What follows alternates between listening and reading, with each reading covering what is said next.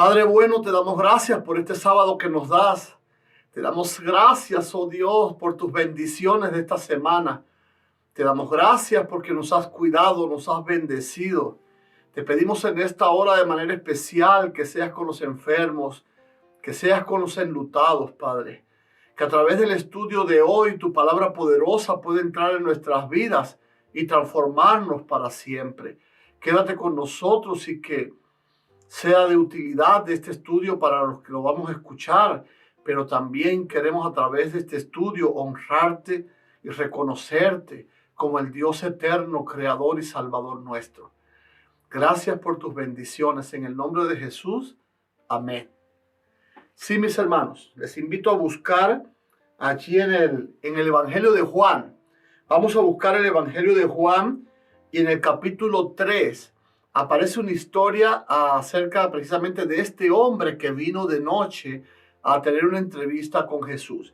Y vamos a comenzar a estudiar a partir del versículo 1, donde nos dice: había un hombre de los fariseos que se llamaba Nicodemo, un principal entre los judíos. Este hombre era del partido gobernante en Israel en este tiempo. Pero además los fariseos significan los apartados. Estos eran los santos de Israel, aquellos que guardaban las grandes verdades de Dios para el hombre y que fueron depositarios por mucho tiempo de estas verdades para enseñarlas y testificar de ellas. Además, este hombre era un principal entre todos los judíos. Miren ustedes, no solo era un judío principal, sino que además era de aquellos apartados, de aquellos santificados. Quizás todo esto le da sentido al nombre que él tenía, porque él se llamaba, como dice el texto, Nicodemo. Y Nicodemo significa, o traducido es, inocente de sangre. Si lo tradujéramos al idioma quizás de aquí de Illinois, sería entonces un pura sangre. Este hombre era un pura sangre. Este hombre era un hombre de linaje, era un hombre de pedigrí. Imagínense ustedes que era un hombre que atesoraba la palabra de Dios y esas grandes verdades. Este hombre era un principal incluso entre estos santos. Es decir, que este hombre toda su vida transcurría en un medio religioso, en un medio de enseñanza de la palabra. Le enseñaba a sus discípulos, le enseñaba al pueblo, pero también incluso le enseñaba a sus colegas, porque él era un principal entre ellos. ¿Se dan cuenta de la categoría de este hombre? Un pura sangre. Y entonces ahora, a veces no entendemos el por qué este hombre entonces no era feliz. Este hombre sentía que algo le estaba faltando. A pesar de que se movía entre la Biblia, a pesar de que se movía entre ceremonias religiosas, a pesar de que todo su tiempo giraba alrededor de la palabra y esas ceremonias que ellos hacían, pues este hombre tenía el corazón vacío. Anoche hablábamos un poco acerca de esto cuando decíamos que una religión, aunque sea verdadera, si saca a Cristo, deja de tener propósito, deja de tener sentido y se convierte en solo eso, una religión vana. Ahora este hombre que se sentía vacío, sentía que en su corazón algo faltaba, no era feliz. Quizás humanamente lo había conseguido todo. Tenía títulos de doctor, tenía varias especialidades quizás vencidas, conocía a plenitud todas las escrituras de Dios y las ceremonias cómo debían realizarse, pero aún así este hombre estaba vacío. Quizás hoy le estoy hablando a alguien que también ha estado hablando toda su vida acerca de Dios y cree que se sabe algo o todo acerca de Dios, pero sin embargo su corazón está vacío. Pues entonces quizás a ti te pase lo mismo que a Nicodemo. Algo te está faltando. Y ya como te explicamos anoche, eso que te está faltando quizás sea Cristo. Yo estoy seguro que este hombre, por ser un principal, pues tenía mucha gente que lo admiraba, mucha gente que estaba alrededor de él, colegas que participaban con él día a día en el estudio, en la indagación, en el escudriñar la palabra. Y quizás él incluso le haya confesado a sus más cercanos su preocupación acerca de su persona, de su vacío existencial. Y entonces ahora nadie pudo darle una respuesta. No pudo encontrar nunca la respuesta, aunque ciertamente está en la palabra. Pero él se centró más quizás en las ceremonias, en la religiosidad, como nos pasa a muchos hoy, que mencionamos a Dios, pero realmente ni siquiera le conocemos. Y ahora este hombre que estaba oyendo hablar y que incluso él mismo había escuchado la sabiduría con que Jesucristo exponía las grandes verdades acerca del reino de Dios y de la salvación, este hombre quizás dijo, ¿qué tal si este maestro tiene respuesta para mí? Pero ¿qué pasa? Que en aquel tiempo era un problema entrevistarse con Jesús, por lo menos alguien de esta categoría, a la luz del día y en público. Porque como te explicábamos ayer, esta gente eran los que se encargaban de decirle al pueblo que no se juntaran con Jesús. Así que ¿cómo iba él a reunirse públicamente con Jesucristo? Así que pactó una entrevista con Jesús en la noche. Y miren lo que dice el versículo 2. Este vino a Jesús de noche y le dijo, Rabí. Rabí es la palabra que usan en el Medio Oriente los hebreos para señalar a un maestro al que se estima en gran manera. Y ahora él viene y le da un reconocimiento a Jesús. Miren, les voy a decir algo. Todos los fariseos sabían que Jesús era un gran maestro. Todos lo habían escuchado. Todos habían sido impactados por sus enseñanzas. Ahora, lo que no podían entender es cómo este gran maestro se juntaba con la gente miserable, con la gente pecadora. De esto también estudiamos en días anteriores. Pero lo cierto es que ellos sí sabían, que ellos sí reconocían que Jesús era un verdadero maestro. Por eso es que cuando vamos ahí a Lucas capítulo 4, vemos que él entra a una sinagoga, como era su costumbre en un sábado, y se le entrega, el jefe de la sinagoga, el líder de la sinagoga, le entrega los rollos de Isaías para que sea él quien los estudie, quien los lea en esa mañana para todos. Es decir, que no había duda para ellos en que este hombre tenía autoridad sobre las escrituras. Había otras cosas en las que ellos no estaban de acuerdo con él, pero en cuanto a esto, estaban conscientes de que Jesús era un gran maestro. Por eso Nicodemo se tiene que entrevistar con Jesús, porque quizás este maestro tenga la respuesta para él. Ahora, lo interesante es que este hombre que viene necesitado, viene con una actitud de orgullo, que es lo que afecta su relación con Jesucristo. Generalmente esto es pura sangre, estos de sangre inocente, como lo dice el nombre de Nicodemo, estos líderes, estos apartados, estos santos, estos maestros de Israel eran demasiado orgullosos como para reconocer públicamente el valor de aquel maestro humilde que ni en sus ropas, ni en sus palabras, ni en sus expresiones mostraba orgullo, aunque bien pudiera ser orgulloso, porque fue el que creó todo lo que nuestros ojos ven. ¿Ok? Y ahora este hombre, en un acto de soberbia, le dice a Jesucristo, en el versículo 2, Rabí, sabemos. ¿Ve cómo habla en plural? Ni siquiera se atreve a hablar de manera personal con Dios. Sabemos. ¿Quiénes sabemos?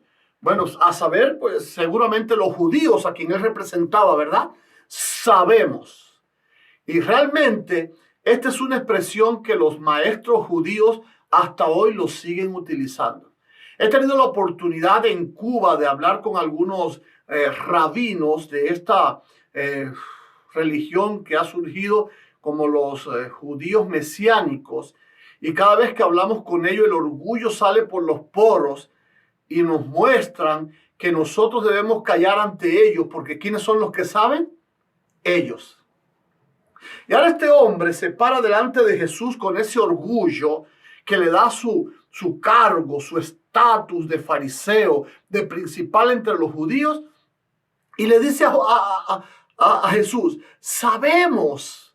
Ahora, ¿qué es lo que sabían esta gente?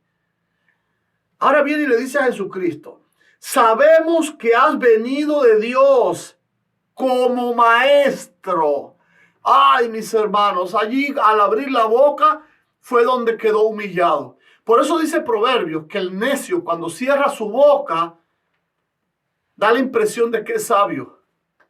Ya cuando el necio abre la boca descubre su verdadera naturaleza.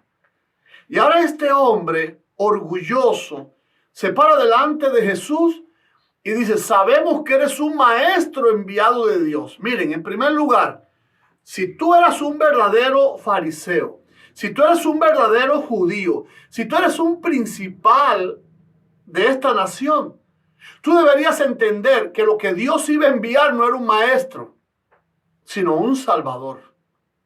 Así que si él entendía que había venido de Dios, debería entender también que lo que Dios había prometido enviar era un salvador.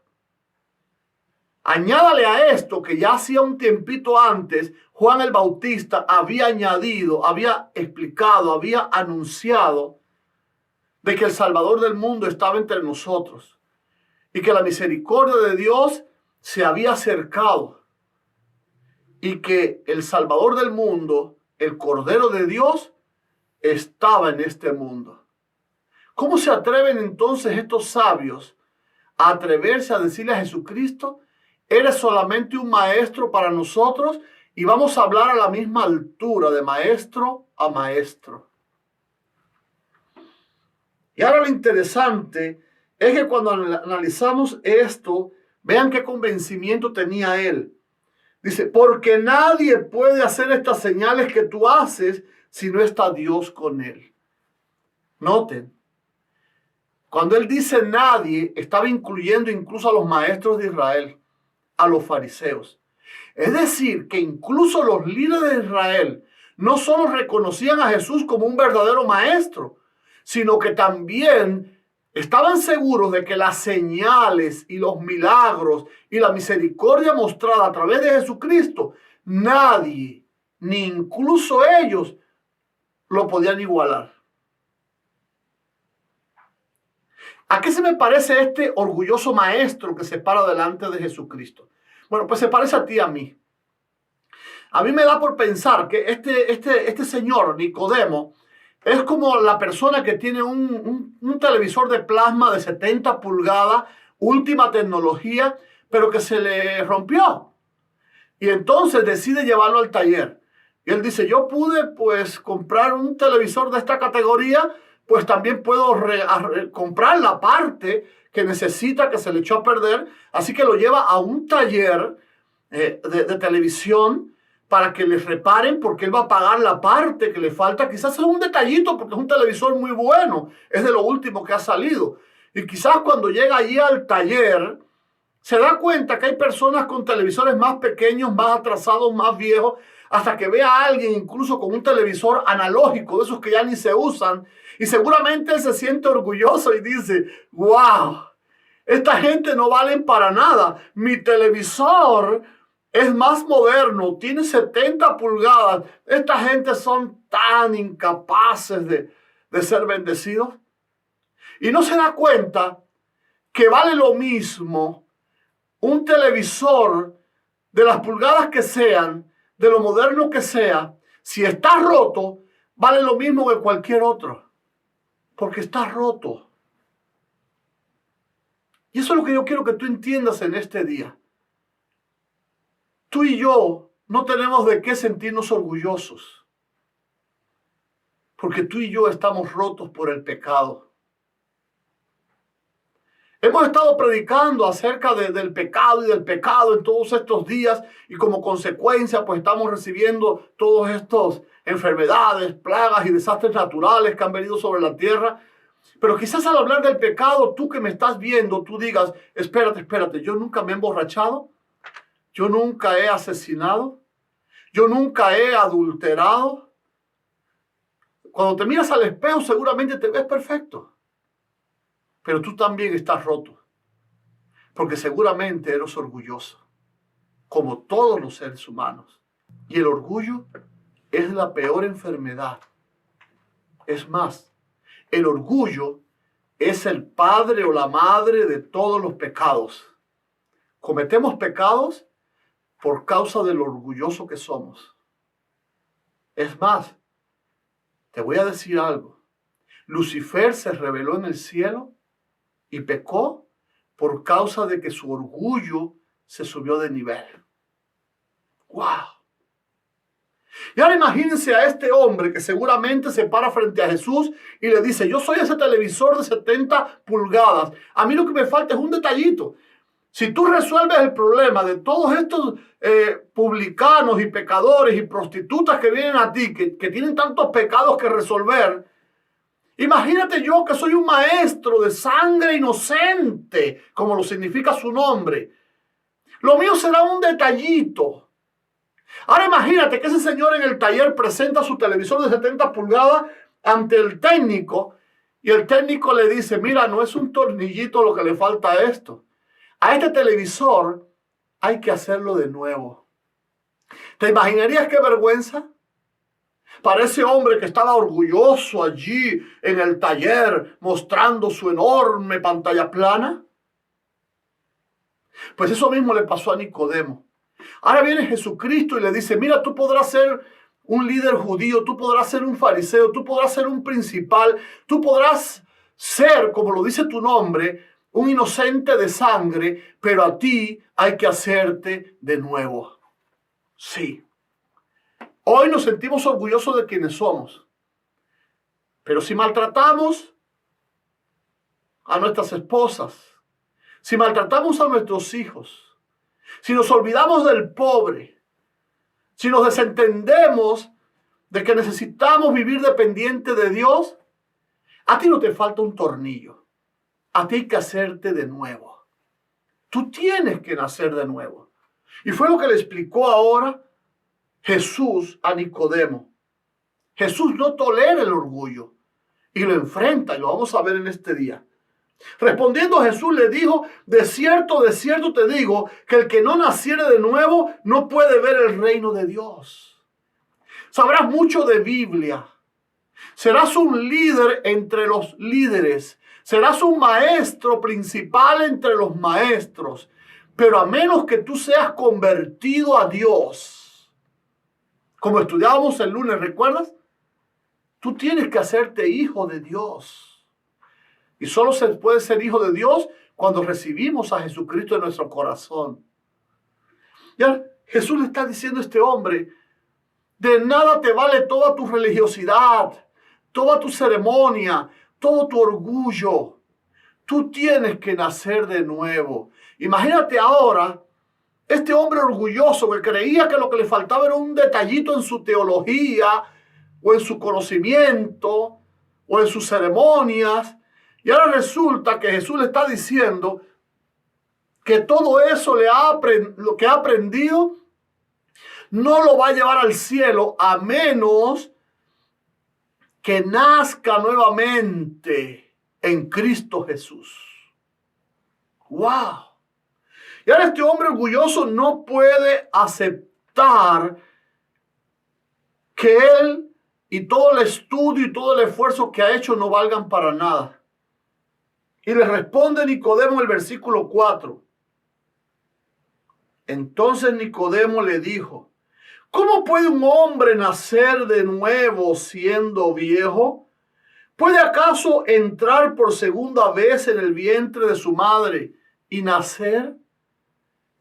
Cuando nosotros hablamos, o la Biblia habla del nuevo nacimiento, yo sé que esto es increíble para la mente carnal. Incluso te voy a decir más. Es imposible que yo pueda explicarte con exactitud qué cosa es el nuevo nacimiento y cómo se va a producir en tu corazón. Eso es algo que tú tienes que experimentarlo personalmente con él. Esto es un milagro, el milagro de la piedad. ¿Cómo es posible que un Dios santo y perfecto ocupe tu lugar en el castigo, en la condena de la muerte, para que ahora, a través de su muerte, nosotros seamos perdonados y limpiados si aceptamos ese sacrificio. Es algo que no lo podemos explicar, tienes que vivirlo tú personalmente. Y ahora este hombre, que en medio de su orgullo no podía aceptar lo que este maestro le estaba enseñando, se queda un poco soberbio delante de Dios. Y entonces Jesús le responde a esta inquietud. De cierto te digo que el que no naciere del agua y del Espíritu no puede entrar en el reino de Dios. Hasta hoy tú has vivido de manera carnal, pero es necesario que a partir de hoy comience a nacer en ti el yo espiritual, para que Dios pueda entrar en tu vida y garantizarte la salvación. Y ahora lo explica muy claramente en el versículo 6, donde dice, lo que es nacido de la carne, carne es. Lo que nació en pecado va a ser pecado siempre. ¿Han escuchado ustedes esa expresión? Árbol que nace torcido jamás su tronco endereza. ¿Por qué? Porque al nivel de la carne sabemos que el que ha sido pecador siempre va a ser pecador. No hay manera, como dice la Biblia, por mucho jabón o detergente que el leopardo se unte, sus manchas siempre van a estar allí. Ahora, hay una manera para que tú y yo nos quitemos las manchas del pecado.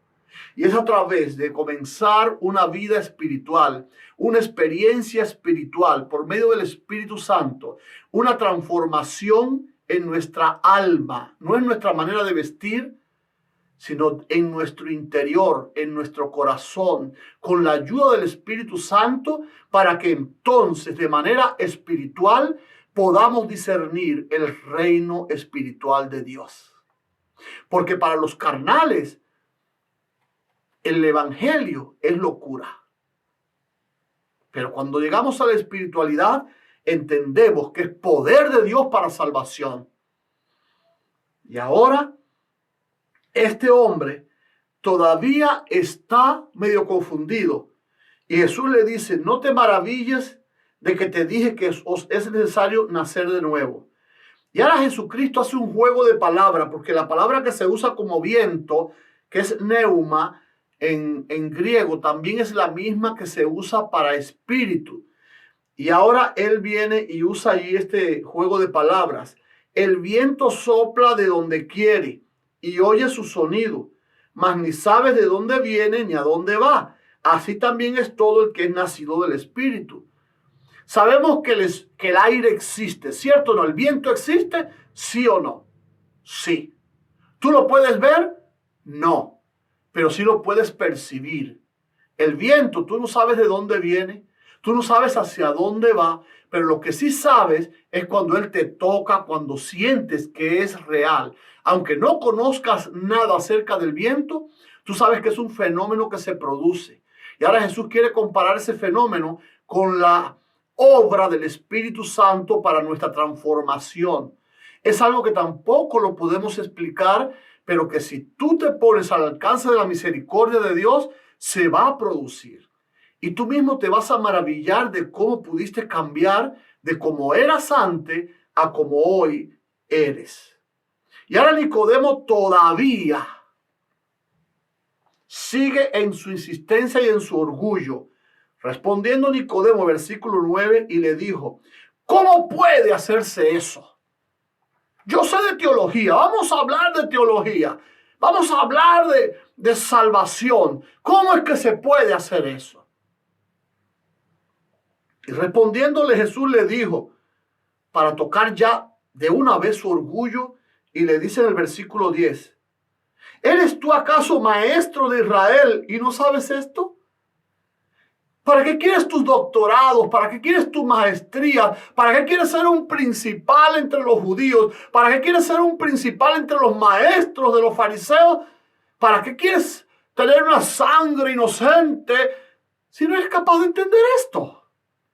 Y ahora Jesús le dice, De cierto te digo que de lo que sabemos hablamos y de lo que hemos visto testificamos y no recibís nuestro testimonio. ¿De qué está hablando?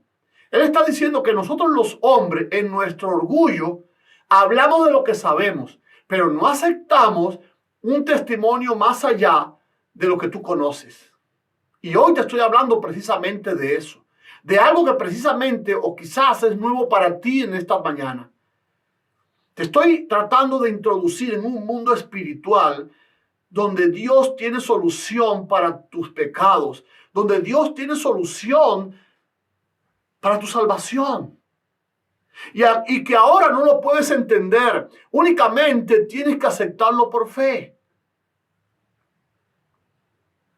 Y ahora Jesús le da un segundo golpe y le dice, si os he dicho cosas terrenales y no creéis o no entendéis, ¿cómo creeréis si os digo las cosas celestiales? Jesús tenía demasiadas cosas que decirnos, pero si nos las dijera no las íbamos a entender. De hecho, el mismo Jesús le dice a sus discípulos, muchas cosas os he hablado, pero que son difíciles de llevar para ustedes. Incluso les aconseja, pero cuando venga el Espíritu de verdad, el Espíritu Santo, Él los llevará a toda la verdad. A través del Espíritu Santo es la única manera en que tú y yo podemos entender las cosas del reino de Dios. ¿Estás entendiendo? Y ahora Jesús le pone una confirmación de por qué ocurre esto. Y le dice en el versículo 13, nadie subió al cielo, sino el que descendió del cielo, el Hijo del Hombre, que está en el cielo. ¿Podemos entender ese texto? Ese texto le está diciendo ahora a este grande maestro de Israel que nadie puede hablarte a ti de salvación ni de cielo, sino el que bajó de allá. ¿Quién fue el que bajó del cielo? Jesucristo.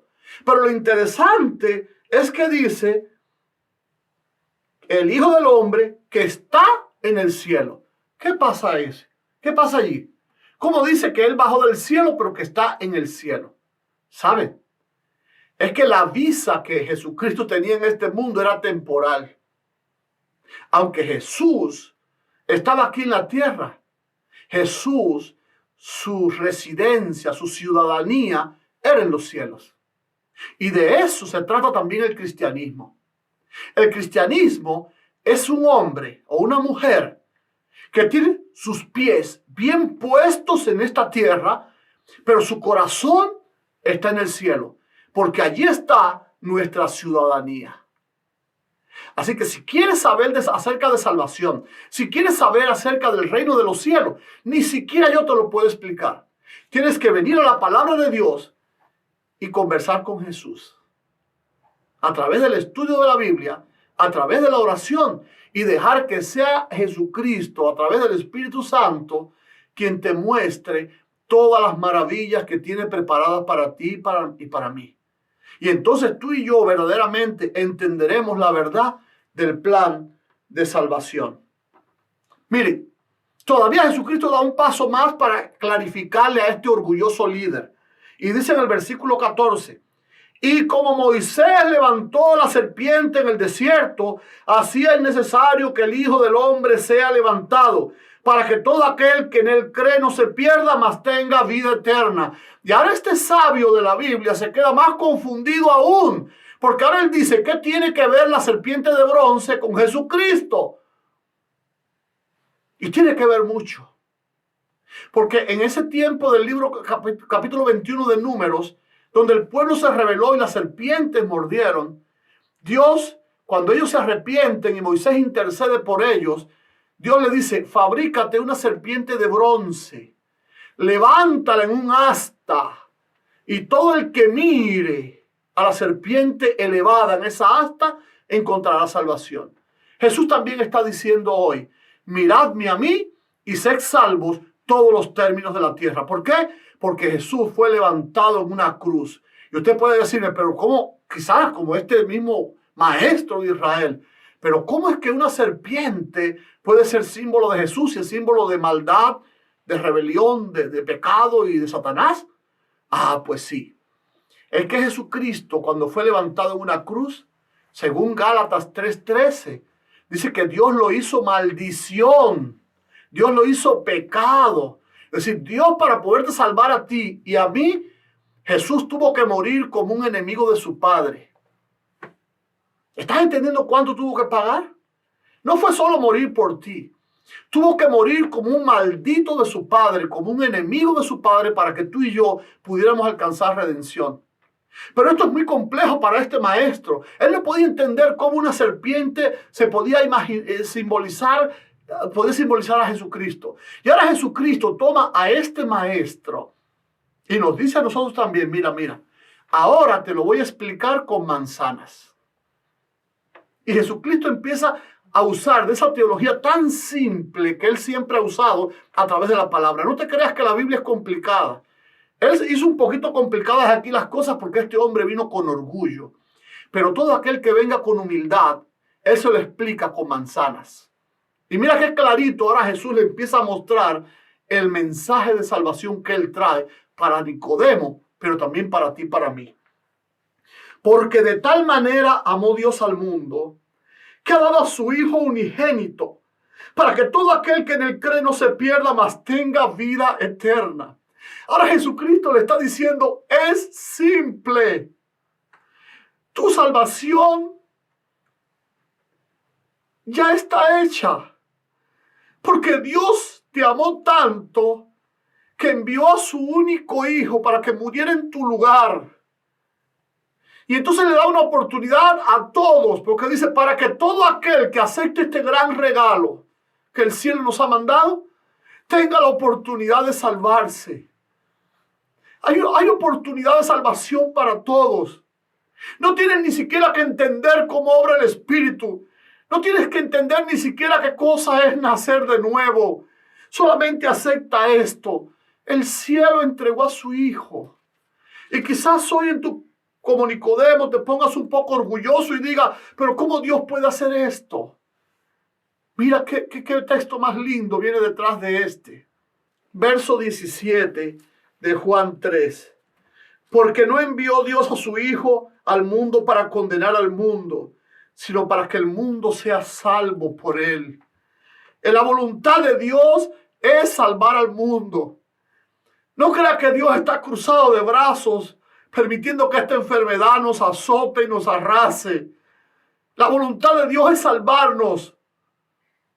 Y a veces somos tan orgullosos que la única manera en que miramos hacia arriba es cuando vienen los problemas. Por eso muchas veces Dios, aunque le duele en su corazón, tiene que permitir que las cosas malas lleguen a tu vida y te toquen fuerte y te sacudan. Siempre escuché en mi tierra a las personas decir, a los cristianos, el que no viene a Dios por amor viene por dolor. Y yo no lo entendía, pero es cierto. Si no vienes por amor, el enemigo en el afán de destruirte te va a dar tan duro que tú vas a tener que buscar de Dios cuando veas que tus fuerzas no te alcanzan. Y hoy es un buen momento, hoy es un buen día para eso. Busquemos a Dios y recibamos esa salvación que solo podemos tener a través de Jesucristo. Aunque la palabra es importante, no te va a salvar. Aunque la iglesia tiene una función importante, no te va a salvar.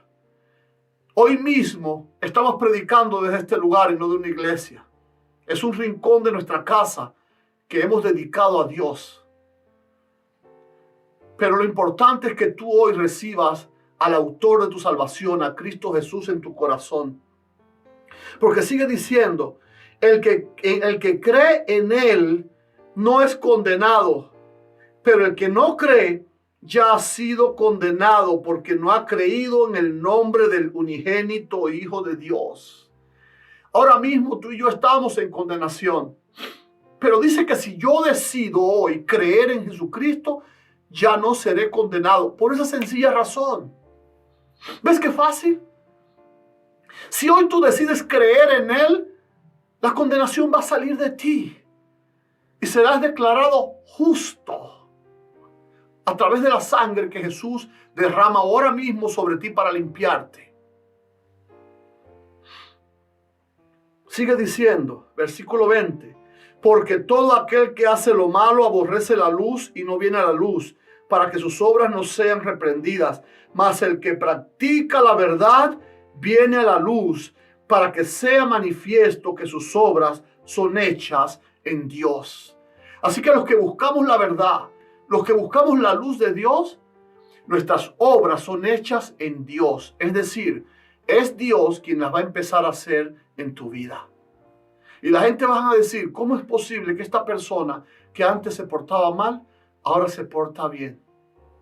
Es Dios obrando en aquellos que han aceptado el regalo de Jesucristo en su vida.